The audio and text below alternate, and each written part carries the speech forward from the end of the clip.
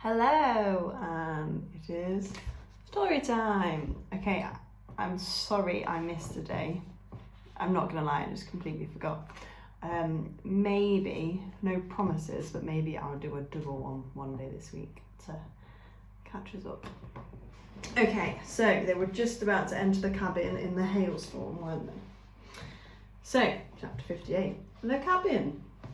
The hailstorm was brief but violent. Its icy stones were quickly melting away, but the damage would linger on. The valley was littered with shredded leaves and wild flowers.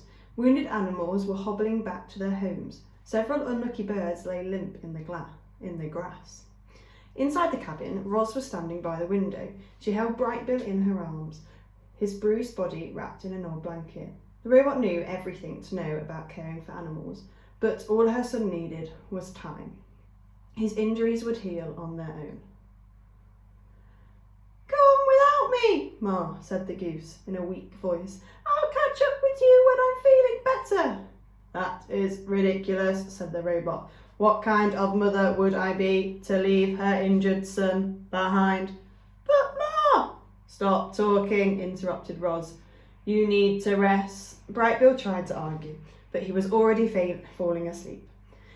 The cabin was simple, just a square room with a wood stove, 2 chairs beside a table, and a couple of cots rotting in the corner. Dusty mugs and bowls sat on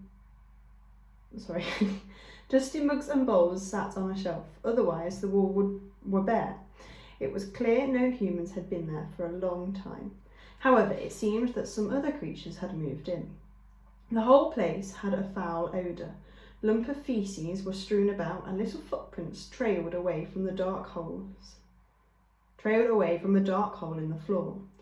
Ros leaned over the hole. In a language of animal, she said, "Hello, is anybody down there?" Something moved, and then a pair of shiny eyes looked up from the darkness. "Who are you?" said a voice. "I didn't invite you into my home." "I am sorry to intrude," said the robot. "My son and I were only trying to escape the hailstone." "Your son," said the voice. "Is that him in your arms? Let me see." Very gently, the robot lifted the fold of cloth and revealed the sleeping goose. "He must take after his father," said the voice. "He is my adopted son," said the robot explained. "My name is Ros, and this is Brightbill." The shining eyes blinked, and the voice squeaked with excitement. "You're Ros and Brightbill! The birds have been singing about you for months. You're living legends!" "Technically, I am not living," said the robot.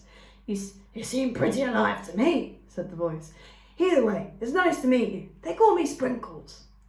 With that, the creature crawled up through the hole into the floor. She was covered in black fur from her nose all the way up to the tip of her fluffy tail.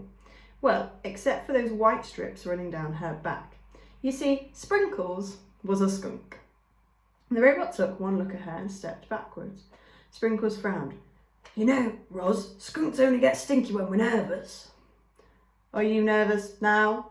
"Well, sort of, but in a good way. I'm honoured to meet you. Please pull up a seat and tell me what brings you here." Sprinkles hopped onto the table and listened as Ros described their journey. The skunk was very good at listening. While Ros spoke, Sprinkles nodded politely and said things like, "Oh my," and "Is that right?" and "You don't say." This went on until Brightbill began to stir. "Ma, I'm thirsty," he whispered. "There's a creek out right at the back," said Sprinkles, "and those might be useful." She motioned to the bowls on the shelf. "Please help yourself to anything. My home is your home." It turns out skunks can be quite hospitable. Sprinkles invited the visitor to stay as long as they liked, and so our friends spent Brightbill's recovery in the cabin. The goose mostly slept, the robot brought him water and food, and the skunk made sure they both were comfortable. A few mornings later, sunlight streamed in through the window onto Brightbill. He was squawking and waddling and fluttering through the cabin. I can't speak today. His injuries had healed, and he was eager to continue their journey. "Thank you for everything, Sprinkles," the robot waved as she marched away from the cabin with her son on her shoulder. "Glad I could help," said the skunk. "Misunderstood creatures like us gotta look out for each other." Chapter 59. The Strange Wilderness. Another gloomy day had settled over the mountains. Here and there the sun broke through the clouds and bright streaks came shining down like spotlights. One of those bright streaks swept over a rugged mountain and found our friends. For a moment the robot and Goose basked in warm sunlight. Then the patch of light moved on and rolled into the next valley, where it sparkled across a strange industrial site. A patchwork of large, boxy structures nestled among the trees. Broken walkways clung to the walls. Ramps and pipes slanted up from the holes in the ground. The robot's computer brain identified the site. It was a deserted coal mine. This was a strange kind of wilderness. Scattered throughout the mountain range were ghosts of humans' activities. Overgrown railways, rusted automobiles, spindly towers perched on mountain tops, faded signs with messages like no trespassing and no hunting. It seemed humans had once lived and worked in the wilderness, only to leave it all behind. In places, though, there was still activity. Robot activity. Armies of robot workers methodically dug new tunnels and built new dams and worked in new mining operations. They took down abandoned buildings and hauled away truckloads of litter.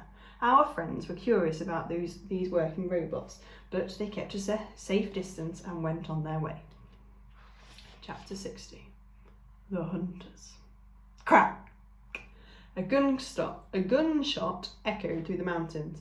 There weren't many hunters willing to trek into the wilderness, but those who did were serious. They camped out, wore camouflage, and fired traditional rifles for the sport of it. Crack! Roz and Brightbill were desperate to stay clear of the hunters. However, that was proving difficult. The trees were tightly packed together and the undergrowth was tough and tangled, so they followed the deer paths that cut through the parts of the forest, but they knew never when or where the next shot would fire. Crack! The gunshots were getting louder. Our friends slowed to a crawl, afraid to be seen or heard, and then a chatter of forest animals fell silent. Crack! A bullet whizzed through the undergrowth and a deer went bounding away. At the same time, birds screeched and flapped into the air. Unfortunately, one of those birds was Brightbill. Scared and confused, the young goose fluttered up to a tree limb just as two hunters emerged from the bushes. What's a goose doing in these mountains? Said Hank, staring up at Brightbill. And what's it doing in a tree? There must be something wrong with it, said Mingle. Maybe you should put it out of its misery. Hank reloaded his rifle. We're here to hunt deer, he said, but it looks like we're having to hunt goose for dinner. Had the hunters known Brightbill the way we do, reader, I'm sure they would have left him alone, but they knew nothing about him. To them, Brightbill was just another goose, a meal, and they were getting hungry. The hunter raised a rifle, took a deep breath, a finger reached for the trigger, and then a fierce gust of wind suddenly blew across the forest floor. No, not wind. Footsteps. Something was stomping towards the hunters. The rifles were ripped away, bent into hooks and thrown aside. The men had hunted all manners of beasts, but never come across anything like this. They didn't know what this thing was. It looked like a tree stump standing on two long roots with branches hanging from its side. The men stumbled backwards, eyes and mouths open wide. Then they turned and ran, and their terrified noise trailed off through the leaf litter. The goose was terrified. He slumped off his branch and into his mother's arms. The poor bird was trembling with fear, but he was unharmed. I am so sorry, Brightbill, said the robot. I should have acted sooner. You are safe now. I promise. Okay, last one. Chapter 61. The Guide.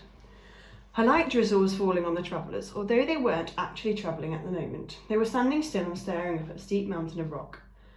The robot had plenty of rock climbing experience, but one bad fall out there and she could be stranded forever. So Roz carefully picked her way up the slippery slope, while Brightbill fluttered along beside her. They hadn't gone far when there came the sound of hooves clattering on stones, and then a horned creature leapt from the mist and smashed right into the robot. Clang! Roz went flying backwards. Clang! Roz crashed onto the ground. Standing on the rocks above the robot was a wild ram. He had big curling horns and a crazed look in his eyes. Brightbills flew to his mother's side, ready to defend her. "Stay away from my mama!" he hissed, spreading his wings. But rather than charging, the Rang hung his head and started to cry. "Oh, I'm so sorry," he blubbered. "I don't want to hurt anyone. Sometimes I just lose control and smash things. I feel awful about it. Really, I do." Roz brushed herself off. "I can't believe those are your instincts," she said. "We all have them. They can be very powerful. I only hope your instincts do not end up breaking me." "Don't worry," the ram sniffled. "I'll try not to let my instincts break you." "I appreciate that," said the robot. "My name's Thud," said the ram. "Which way are you headed?" "Why, we are trying to find our way." That was not the robot voice. Let me try that again. "We are trying to find our way off these mountains," said Roz, "but they never seem to end." "You're almost there," said Thud. "Let me show you the way. It's the least I can do after smashing you." The ram pranced away and led our friends to a narrow path that wound up the rocky mountainside. Roz tried to stay close, but Thud was born to climb. He easily scrambled up the steep slopes and vanished into the mist. A minute later, his friendly voice called out, For a creature without hooves, you're not a bad climber." And there he was, peering down the cliff edge. The path opened into a foggy meadow where the whole flock of wild sheep were grazing. They reminded Roz of the cows grazing in the pasture, and she wondered how Hilltop Farm was doing without her. Thud pranced through the flock. "These are my new friends," he announced without stopping. "They're lost, so I'm guiding them out to the mountains." The sheep raised their head. Thud had a habit of making weird friends, but these two were definitely the weirdest. The flock watched the ram, the robot, and the geese continue up the mountain and disappear into the mist. Higher and higher they climbed, above the tree line, to where there were only rocks and scrubby plants and trickling mountain streams. They occasionally came upon a dirt road or a hiking trail, and the ram trotted across casually, while our friends crept across curiously. At one point, the ram got that crazed look in his eye again. His horns came flying at the robot and she jumped out of the way just in time. Then Thud cried and apologised for his instincts. Roz forgave him and the group carried on. They finally hiked up the mountain and onto the mountain ridge. Hiked up from the mist and onto the mountain ridge. Above the sky was clear. Below, a blanket of puffy clouds spread outward in every direction. The sun was setting and the western clouds were burning pink. Roz thought of the mountaintop on her island. If only she could be watching the sunset from that peak instead of this one. But they still had a long way to go. Thud pointed our friends to the one last path. "This will take you down from the mountain and through the forest," he said, smiling. The ram suddenly got that crazed look in his eye again, and the robot prepared to jump. But this time Thud pulled himself together. He said goodbye to the Trevors, and then he pranced away. And that was a long chapter, actually. I think we're going to have to finish there for today. See you soon. Hope you're doing well. Miss you all.